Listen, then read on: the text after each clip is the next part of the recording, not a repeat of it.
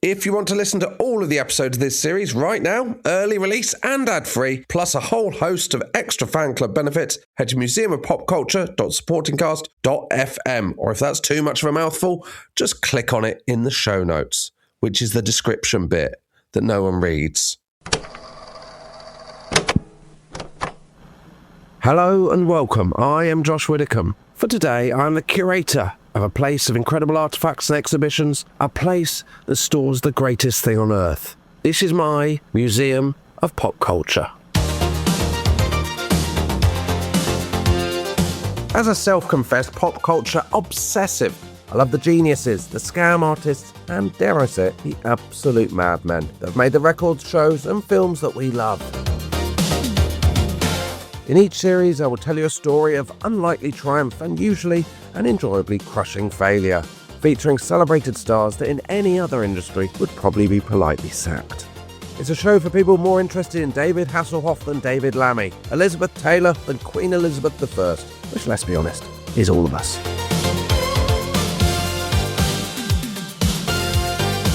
Joining me to discuss the rise and fall of Studio 54 is comedian and friend, you may remember him from the Blobby episodes, it's Tom Craine. Today's story will have a very different flavour.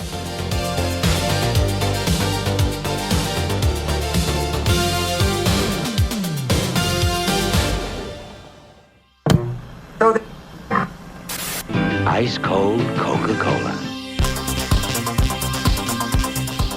Good evening. Elvis Presley died today. Apparently it was a heart attack. America loves burgers. Thank you, America. We're America's Burger King. I shall resign the presidency effective at noon tomorrow.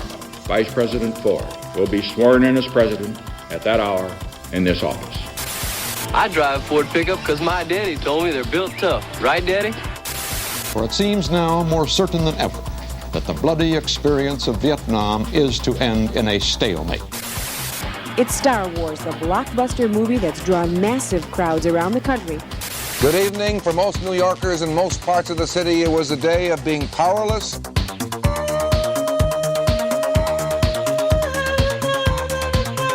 I want to express first my total outrage that at this hour, the city of New York is still without power. New York, 1977. Just 2 years from the end of the Vietnam War and 3 from the Watergate scandal, the city is bankrupt. The streets are burning. Eyewitness News has been told that 12,000 police are on the street.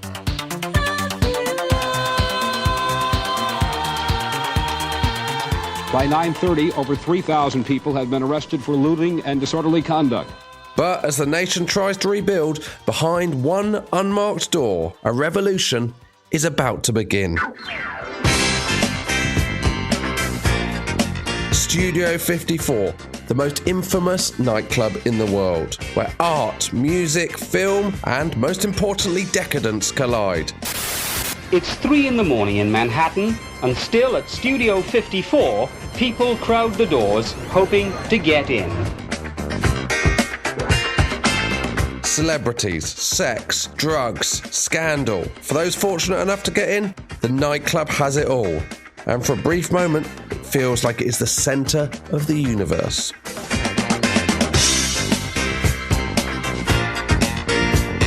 Studio 54 is probably the Mount Olympus of the disco world. Right now it is the center of the universe for those who dance to 125 beats a minute. But soon, the disco lights turned to rumours of corruption and crime. Whispers became headlines, and headlines became criminal charges. And under the glare of the law, the dream cracked. The mask slipped, and the kings of the night fall hard. For 1977, Studio 54 had paid only $8,000 in taxes. Steve and Ian had been caught, undeniably. This is the story of the legend, the lust, the lives, and the celebrity and drug-fueled rise and fall of the most infamous nightclub that ever existed.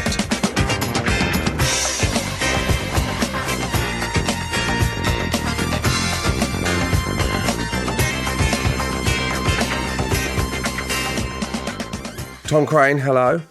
Hi Josh, how are you? Good, good. How much do you know about Studio 54? I don't know a great deal, but I find it fascinating. I know it was the place to be. Well, not fascinating enough to learn much about it. No, but there's many things in life that I find fascinating. I'm aware would be interesting, but I haven't yet found the time, the window to dedicate to finding out about Studio 54. And then when you told me we'd be talking about this, I thought, well, obviously I'm not going to find out about it now. I'll wait till Josh tells me. That's totally understandable. So you've actively avoided Studio 54. Exactly. Knowing this is coming up has actually created a bit of a problem for you in that you've been desperate to find out about Studio 54. If someone even says the word studio and I think they might be heading towards 54, I cut them off at the pass. If we're working together at the last leg, for example, let's say we're in studio and I'll say, don't tell me. They say, I have to tell you this because it's when the rehearsal is. No, don't tell me. No, my understanding is it was the place to be. It was sort of incredibly debauched and cool. That's basically what I know about it, but I've always thought it'd be interesting to know more. Well, what is cool? What is cool, I suppose, Tom? Well, I'm wearing a Supreme t-shirt, Josh. We're about to find out that it's cocaine and Quaaludes. But that's not my own views. So it had 3 iterations, Studio 54, but really the first one is the key. The other 2 are kind of awful, pointless reunions, I suppose. Yeah. And it only lasted for 33 months. So less than 3 years it lasted for. Poonanars in Bath has been around for 40 years. Exactly. It may not be as cool, but as a sustainable business model, you can't question that. Exactly. And do you know what? If they'd just opened a Pizza Express, they wouldn't be as famous, but they would probably, exactly have had a more consistent income. The owner would be mortgage free. Exactly. It'd be easier to, pay into an ISA. So there's 2 men really that this story is about. And they are Ian Schrager and Steve Rubel. Right. So they're both from Jewish families in New York. Schrager was born in 1946. So they're both kind of post-war babies. Well, Rubel was born in 1943, but obviously he's not got much memory of the war. I think that's fair to say. Yeah. So Schrager was born in 1946 in New York. His father owned a factory in New Jersey which manufactured women's coats. Love that. I'd say you could broaden into men's as well, but that's, it's not for me to tell someone how to run their business. Really, was that his business? Because he had numerous links to organised crime. Okay. Is that a police car, Craine? There is a police car in the background. Can you hear that? Yeah, is it the mere mention of Ian Schrager's dad? Yeah, exactly. People are hard on the London police, but to be fair... Yeah. They are quick off the mark. The merest hint of crime. And a siren goes off. So my first question about the women's coach would be, Studio 54, we'll find out this, but it was a really fashionable place, wasn't it? Is this? No, they weren't. They wasn't selling any of his dad's women's coats. I was wondering if this was his first window into the world of fashion. That's where... No, it wasn't. No. He denies his dad's organised crime. He said he was aware that his dad worked unusual hours compared to his friends' parents. Yes. And there was a lot of screaming coming from the basement. Basically, there's a deniability about it, but there is a feeling that he was a loan shark and racketeer. He went by the name colloquially as Max the Jew. Right, okay. Mayor Lansky, right, who's not a mayor, that's the name Mayor. Yeah, that's an annoying name, isn't it? It's constantly having to explain. Yeah, especially if you're in the world of women's coats as well, which have a sort of mayoral quality to them. Oh, it's Maya. Oh, Maya, okay. It's not Mayor Lansky, it's Maya Lansky. Pity. So he was an associate of Maya Lansky, though, who was known as the mob's accountant. Right. Who is a classic kind of mob figure who was involved for 50 years, but he was never charged with anything other than illegal gambling, similar to Al Capone being done for taxes, isn't it? Amazing. Schrager's dad died when he was 19. His mum died when he was 27.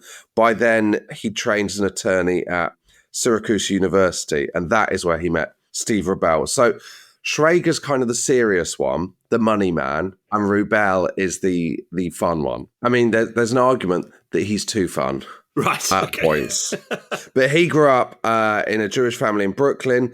His dad was a postal worker who later became a tennis pro. Rubel considered tennis. He probably wouldn't have made it because he was 5'5".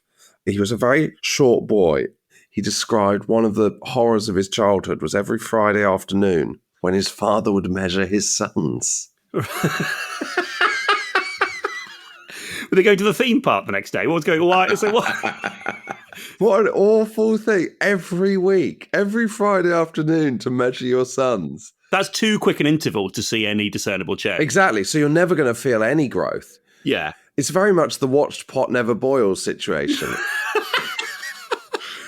So were we imagining like a Usual Suspect situation where they're all sort of lined up with their height lines in the background? Or what's the situation? I don't know. No, one at a time, surely. I don't know, yeah. Yeah. I can't imagine they lived in a big enough house to have a full wall where they weren't. Because you tend to, with kids, consolidate them into one wall, don't you? Yes, so we have a spine on one of the doors where all the exactly. Yeah.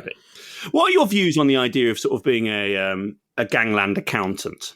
It's quite interesting, isn't it, the gangland accountant or lawyer? Because have you drifted into it? Is he a trained accountant, would be my first question. Or is he someone of course. Yeah. So he's not just some guy who's good at mental math. This is Schrager's dad, this isn't the guy that measured Rubel. Rubel's dad's the tennis player. Got you. Yeah. Schrager's dad is the gangland accountant. I think it's the role I'd want the most in the gangland, definitely. Although you are then accountable for quite literally any money going wrong, exactly anything going missing, very quickly things could come back to you. So it's a risky position. Yeah, but you're less likely to be shot. That is an upside, yeah. I mean, I'd say in every role in the gangland, you're accountable. Like, if you don't want to be involved, don't get involved. But if you are going to get involved, I'd say accountants from this. There's no role within the gang. If there is a cushy job. Yeah, it's that one. Okay, fine. But then I think about how stressful I find it to sort of do my account every year. But I don't think that you should get involved in the gangs at all. Okay, yeah, fine. Maybe not the world for me. Yeah, it's not the world for you. Steve Rubel, so he gets measured every Friday. That's the worst thing of his childhood. He wants to be a dentist, fails his courses, studies finance and history. He hit his growth spurts on a Saturday as well, which is a cruel thing. I know, yeah. People are taller in the morning, aren't they? So Friday afternoon's particularly bad. Shaking your dad awake at 6 a.m. saying, can you do it now? Next week, the problem is, obviously, at that point, you've locked in your morning height. Really, as long as the time's consistent, that's the best way to do it. Yeah. The worst would be to change the time so it looks like you're going up and down. I'm currently, I have been not particularly successfully, trying to lose a bit of weight. Right. I weigh myself in the mornings because it's a better weight. And even more than that, I weigh myself after I've been to the toilet.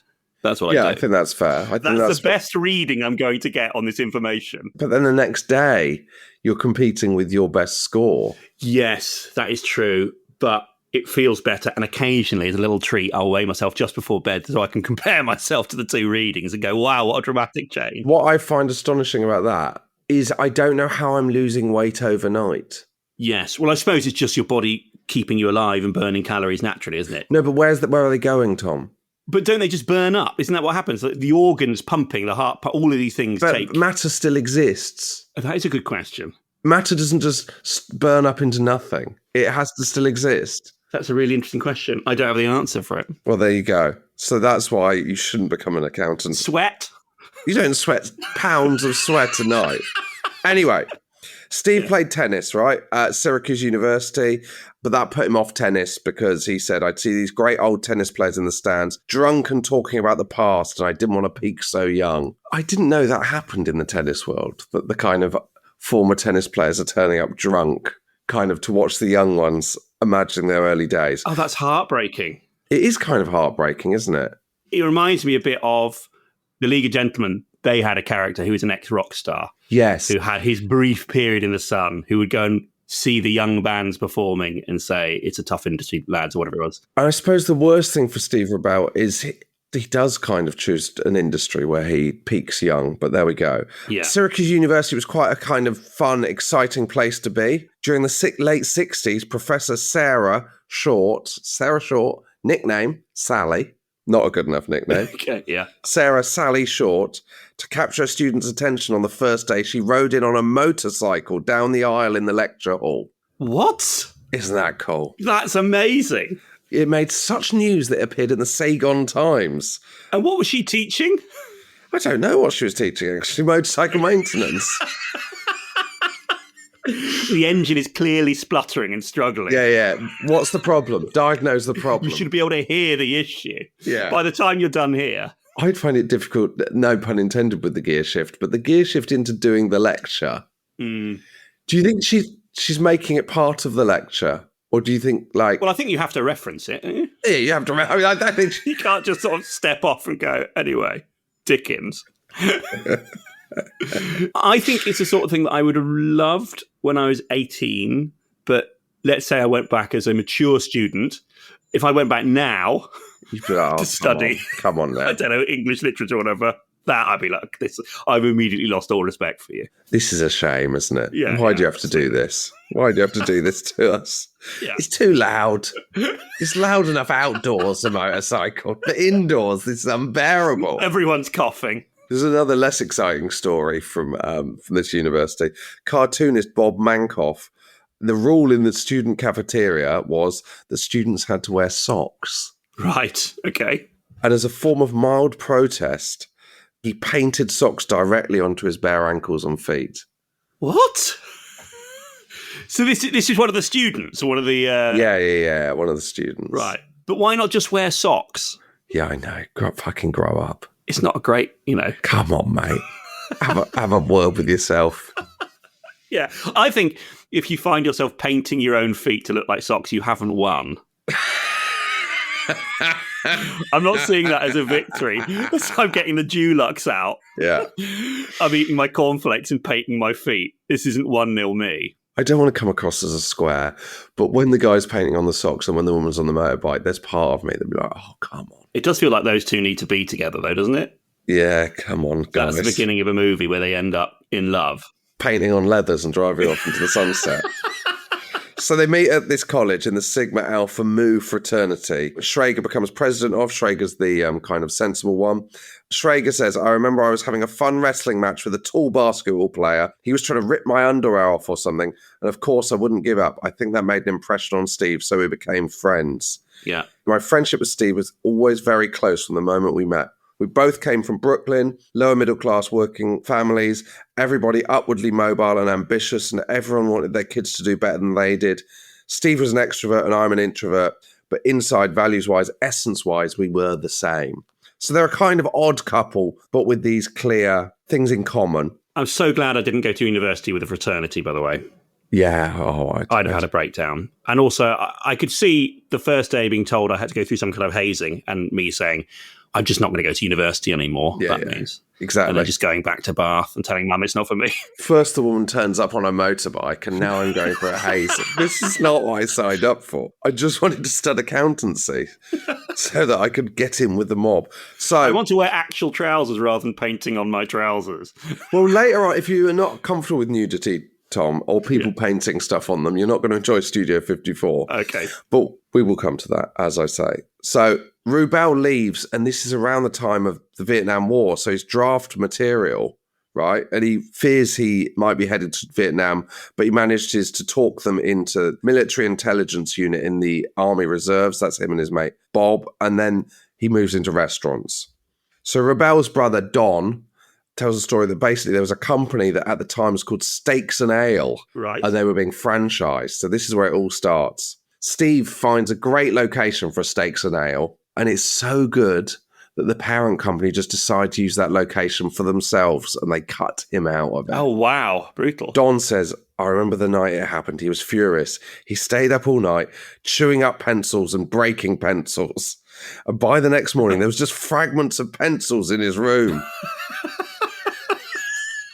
I don't know how many pencils he had to be chewing his way through them all with his anger for the night, but he thought this would be the end of his life. Then he decided that he would never do that again. I presume the steak snail thing rather than the pencils. Well, maybe the pencils thing. It doesn't come up again, I should say. Yeah. He would only go on his own. So he opens 2 steak loft restaurants, one in New York, one in Connecticut. Traeger's practicing real estate, and Rubel approaches him to help him kind of set up restaurants, basically, on a retainer of $1,000 to manage his steak loft's empire, some of which were doing poorly. And then they move into parties. So this is where it gets exciting.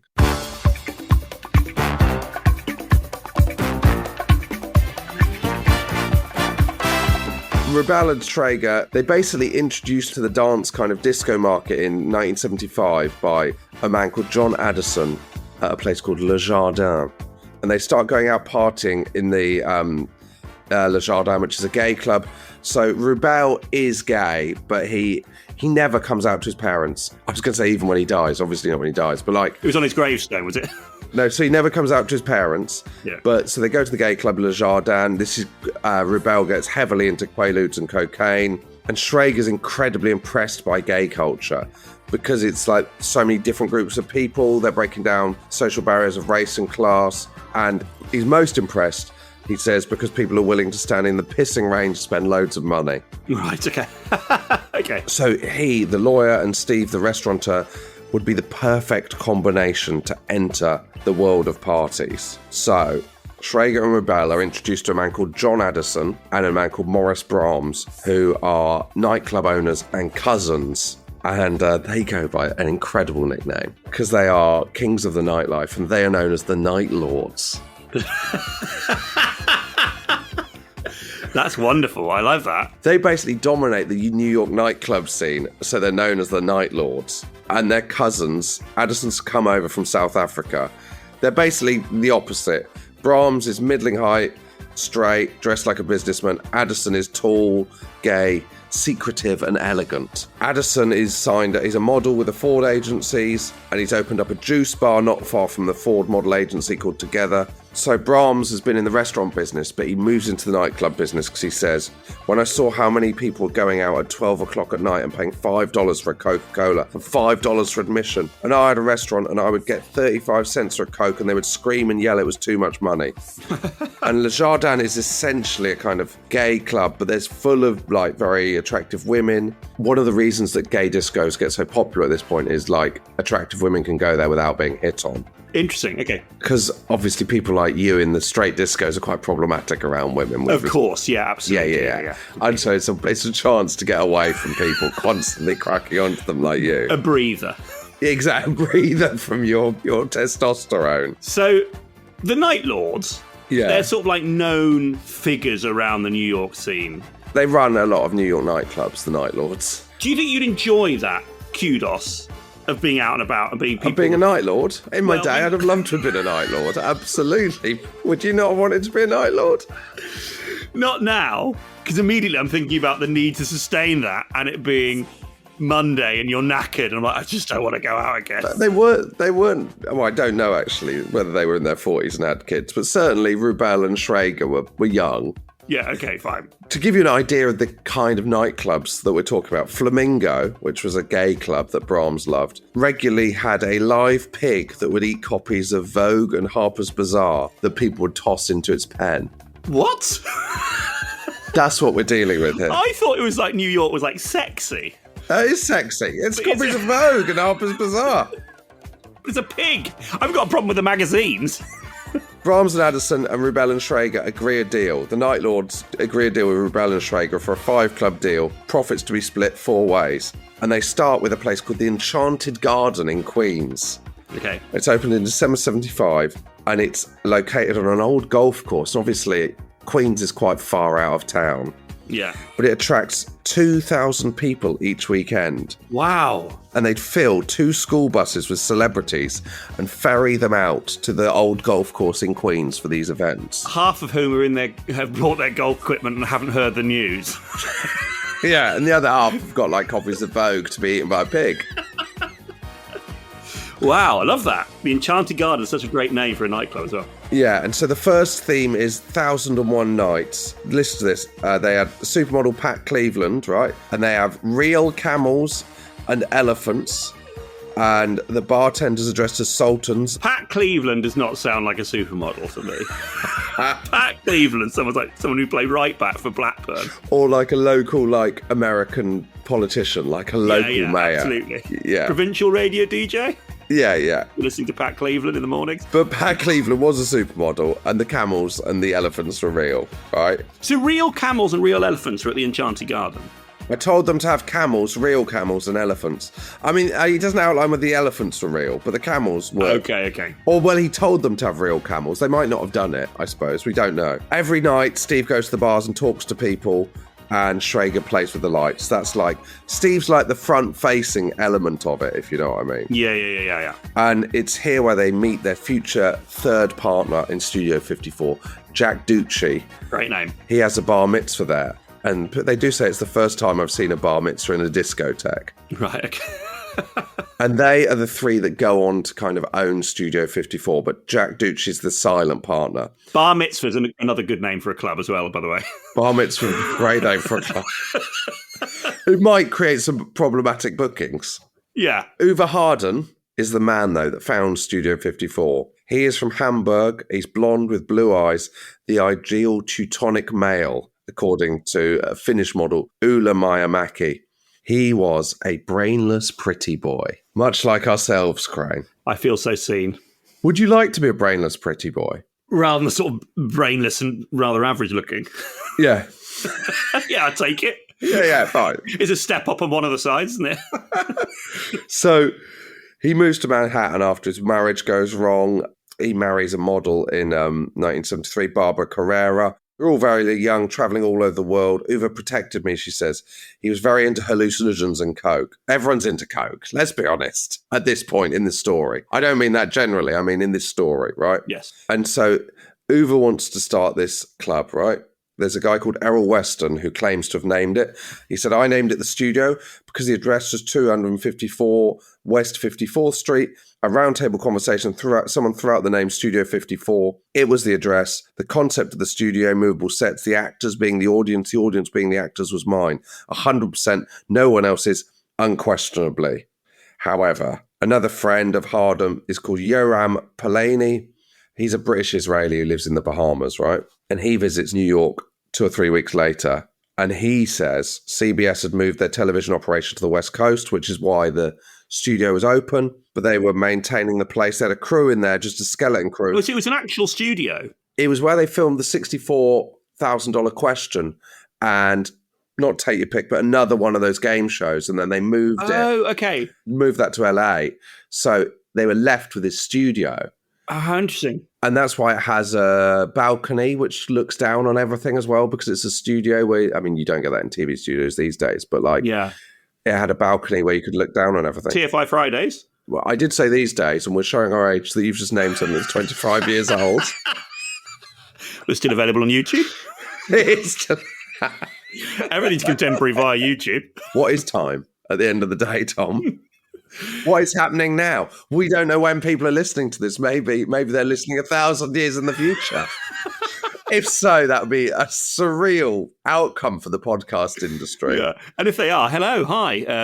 I hope life's fun. I hope there's no war. I hope you've solved global hunger and you're kicking back and listening to a podcast about Studio 54. It doesn't say much for the content that's going out then, that they're now having to go back 1,000 years in the past to find something worth listening to. We don't know, Craine, while we're recording this series of 4 episodes on Studio 54 might become canon in the way Hamlet has. A history lecture in a future university has just driven in on his hover motorbike. Yeah. Stepped off and pressed play. We might be currently creating the most important piece of art in history. It feels unlikely, but you never know. So basically, Polanyi claims he created the name. He says like there was a sound system, it was 90% ready. He also says the good news is that there's a police precinct just down the road from Studio 54, so they won't have a problem with drugs. Okay. Yeah. Which doesn't turn out. Yeah. There's loads of people kind of involved at this point in early discussions as to who owns it. So Polanyi is going in with Uwe Harden at this point, and a guy called Frank Lloyd, who's also based in the Bahamas. Right. You know, there's an artist called Frank Lloyd Wright. Frank Lloyd has got the nickname Frank Lloyd Wrong. Bit of fun. He, though, is currently, at the time of this all going through, being sued by the estates of one of his artists, Mark Rothko, for several $1 million for defrauding Mark Rothko's estate. Wow. And so Polanyi and Harden, it doesn't work out for them. They return to the Bahamas, take a couple of women out on Frank Lloyd Wrong's speedboats. Right. The motor conks out. The Coast Guard tows them in. The women get off. It gets fixed, but they don't get rid of the noxious gases. And it explodes, and both men end up with 4th-degree burns all over their bodies. No way. I bet you weren't expecting that little plot twist. I wasn't at all. No, absolutely not. No. So Polanyi's in hospital for 3 months in New York, unable to return to the islands. If only he'd done that motorbike fixing course that we talked about at the beginning, John. Yeah. Could have avoided his fate. Exactly. But also, from my research, the accident took place in the Bahamas. So I don't know whether he's... What, so the explosion happened in the Bahamas, and then you're saying he's been flown back to an American hospital? And then he can't get... I don't know what's happened there. If someone could explain that, do write in if you could explain what happened with Frank Lloyd Wrong exploding on Polanyi. And Uwe Harden is in hospital a few weeks longer. Friends say he never kind of fully recovered because he was basically the stupid pretty boy, so now he's just stupid, basically. Okay, yeah. And so they don't... And also, if your boat's exploded, it does play into the idea that you're stupid as well, doesn't it? It doesn't help, does it? It doesn't It's not helping move that rumour away. No. You went on your boat. How was it? It exploded. Of course it did, you idiot. Yeah. And then I got flown to a hospital in a different country. Very on brand. Also, everything's going wrong now because Frank Lloyd Wrong, he loses his case against the estate of Mark Rothko, and he's fined $9.25 million. Wow. And the grand jury indict him on 2 counts of tampering with evidence, which could give him 8 years in prison. An arrest warrant's issued, but he is on his family island in the Bahamas called Paradise Island. So that's kind of where he leaves the story. So he just remains there, does he? As far as I can tell. Yeah. Unless he gets blown up and ends up being flown to a New York prison. And then he gets arrested because he's been, not prison, hospital, but one and the same. Uwe Harden, he's like, we just need to get this place launched. So he goes and meets Schrager and Rubel and proposes a new partnership where he gets 22%. I'm not saying he's stupid. Okay. He's got his idea. He then takes it to 2 others and manages to negotiate himself less than a third of the money. Yeah. That's on Sunday night. By Tuesday or Wednesday, they've agreed on it. And the following Friday, Uwe's at a dinner party with Yoram, the Israeli British guy, who says, guess what? Our liquor license has been approved. Uwe Harden's face turns white because he hasn't told him that he's taken him out of the deal. Oh, wow. And he's gone in with Rubel and Schrager. Do you broach that then and there, do you think? Or are you sort of going home and... I don't, because I'm gutless. Yeah, okay. So you're playing out a conversation where you pretend to be happy for half an hour. I'm probably, at that point, not telling anyone and just saying, why don't we go 4 ways? Here's an idea. Yeah, absolutely. His relationship with Rubel and Schrager, though, is short-lived as well. A quote says, they give him shit. They let him come a few times. They give him a couple of $1,000s. It was heartbreaking. Uwe was bitter. He was a wonderful guy. He just wasn't too bright. Okay. So that's the last we hear from him. I feel a bit sad for him. He's basically come up with the idea and then got completely fucked over because he's just thick. Well, it's a tale as old as time, Josh. It's a tale as old as time. Hopefully, Michael's listening in wondering why he gets 0% of this podcast. But luckily, he's beautiful. Luckily, he's beautiful. That's on that. fine. Exactly. Just don't get on that boat, Michael. Don't get on that boat. Yeah. So it's in a really rough part of New York. One of the patrons said it's a sleazy neighborhood, perhaps the sleaziest neighborhood in the city. If you wanted to get mugged, it was a good place to go to. So briefly, history of this building. In the 1920s, it was an office building that became an opera house that lasted 2 years from 1927 to 1929. Then it became the New York Theatre that lasted for 2 years until 1932. Yeah. And then it becomes a nightclub open to rave reviews. Do you want to have a guess how long it lasted? Rave Reviews? Was that a knowing pun, by the way? No, it wasn't called Rave Reviews. That's a great name for a nightclub. You've got so many names. Bar mitzvah into Rave Reviews. I thought Rave Reviews was a magazine that only reviews nightclubs. That's what I thought. Yeah, oh, right. Yeah, that would be better. Although, would it sustain? You have to question whether people would be buying that every month. Well, Mixmag sustained. They're open for just 2 years again, another 2 years. Yeah. Then CBS launch it. They do What's My Line, $64,000 question there. And then it remains empty. And then it's taken over for Studio 54, which, as we've established, lasts just over 2 years. Mm-hmm. The venue is built. They change it into Studio 54 in 6 weeks. Right. Basically, the competitors are scared about Studio 54, so they basically scare all the production designers out of working with them. So what they do is they enlist a guy called Paul Marantz, who's a lighting designer, and a Tony Award-winning lighting designer, Jules Fisher, to set up the stage. Basically, they use theatre people, and they get theatre hands to do it because they're used to very quick turnovers rather than traditional, like, people who build nightclubs.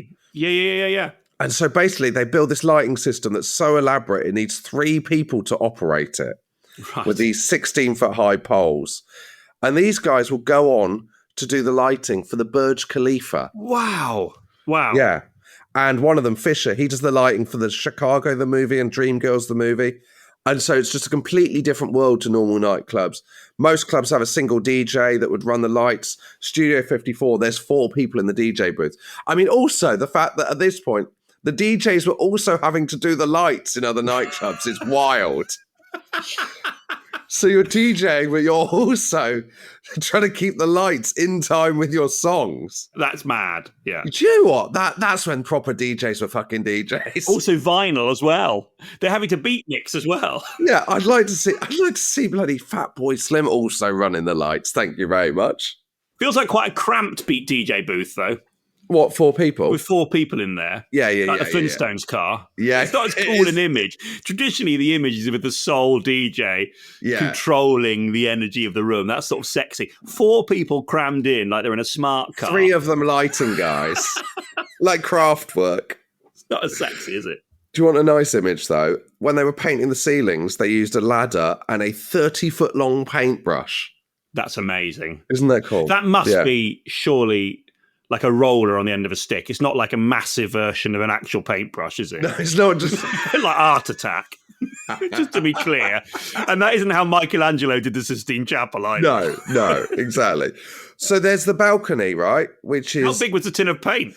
Yeah, how do you get... That's a really good point, actually. Because the nib's going to be massive. The top of the paintbrush is going to be huge. No, because the paintbrush top isn't necessarily in scale to the handle. Okay. But the problem's going to be when you need to re-dip your brush, you're going to have to swing it down so your paint tin is going to have to be 30 feet from you. Like a pole vaulter. Yeah. So you have to swing it down to a tin 30 feet and then back up without dripping on the floor. Also, washing it out in the sink is going to be a nightmare. Absolute nightmare. You're standing 3 rooms away, yelling through, is it in the sink? The sink can't be round a corner. Oh, I could pay good money to watch that. How do you get it to Studio 54? From Topps Tiles or wherever that you buy it in a limo?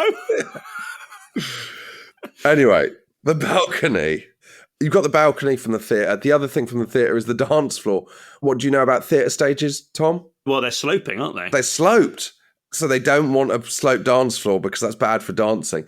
Presumably, because, you know, like when you play pool on a sloping table. Yeah. And over time, all the balls just gravitate towards the same area. Presumably, you'd have the same with dancers on a sloping dance floor. They just, without even knowing, a bit like when you're in the sea and there's a current and you come out and you don't realise you've moved a bit down the beach. The riptide. So if you had a sloping dance floor, everyone would slowly dance themselves into the same corner. So without getting a building permit, they just level it. Fuck it. And you'll find that's an attitude they have to the law. Yeah. They're unable to get a liquor license, which you would say is key. Yes. So do you know what they do? I thought it was announced at the dinner party that they had one. No, that's the guy that they cut out the deal. Ah, of course, he sorted it. Yeah. Oh, that's a perfect twist. Yeah. So the question is, how do they get a liquor license? You'll never get it. They just get a series of one-day catering permits every day. That isn't what I was going to go for. Every day they get a catering permit as the Broadway Catering Club. Just day upon day, 1 day temporary permits. Yeah.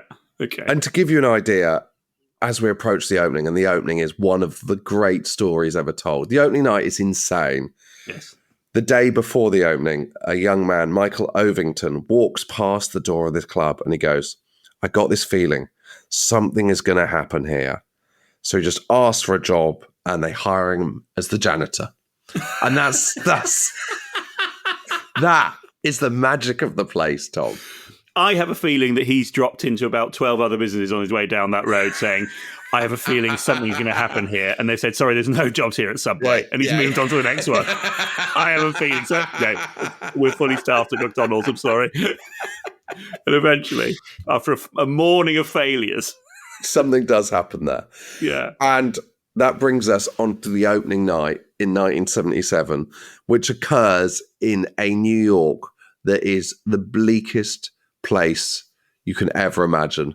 And we will discuss that clash of cultures in the next episode. This is sort of Basquiat's New York, isn't it, essentially? It's that sort of That's time. the 80s. That's the 80s. Yeah, okay, yeah. Yeah, but we will come to him. Oh, really? Oh, is he involved? No, but he does get a shout-out later on. Great. So that's something to look forward to. But mainly look forward to next episode, which is the wildest opening night of anything that's ever happened, including a future American president and an orgy in the street. Wow. They're separate events, just to be clear. It's 3 in the morning in Manhattan, and still at Studio 54, people crowd the doors, hoping to get in. But first, they have to do something even harder than finding a place to park here, and that's to win the approval of the owner, 28-year-old Steve Rubel.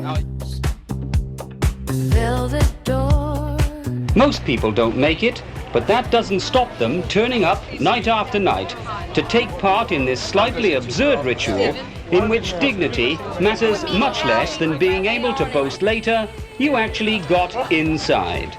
Remember, you can get all of the episodes of the series right now. Go to museumofpopculture.supportingcast.fm to walk into the first night of Studio 54 right now.